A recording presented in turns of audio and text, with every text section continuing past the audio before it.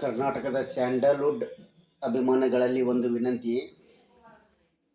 ಈಗ ಹೇಳ್ತಿರೋ ವಿಷಯ ಏನಪ್ಪ ಅಂದರೆ, ಡಾಕ್ಟರ್ ವಿಷ್ಣುವರ್ಧನ್ ಸಮಾಧಿ ಧ್ವಂಸ ಮಾಡಿದ್ದಾರೆ.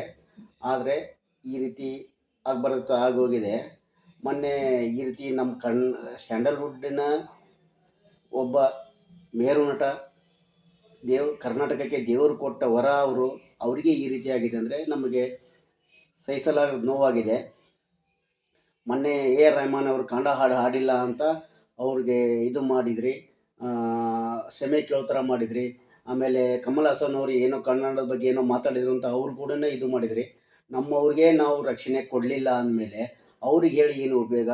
ಅದಕ್ಕೆ ಡಿ ಬಾಸ್ ಅಭಿಮಾನಿ ಆಗಿರ್ಬೋದು, ಸುದೀಪ್ ಅಭಿಮಾನಿ ಆಗಿರ್ಬೋದು, ಯಶ್ ಅಭಿಮಾನಿ ಆಗಿರ್ಬೋದು, ಯಾರೇ ಅಭಿಮಾನಿ ಆಗಿರ್ಬೋದು, ನಮ್ಮ ಒಂದು ಸ್ಯಾಂಡಲ್ವುಡ್ಡಿನ ನಟನಿಗೆ ಈ ರೀತಿ ಅನ್ಯಾಯವನ್ನು ಖಂಡಿಸಿ ದಯಮಾಡಿ ನ್ಯಾಯವನ್ನು ದೊರಕಿಸಿಕೊಡಲು ತಾವೆಲ್ಲರೂ ಹೋರಾಟ ಮಾಡಬೇಕಾಗಿ ವಿನಂತಿ.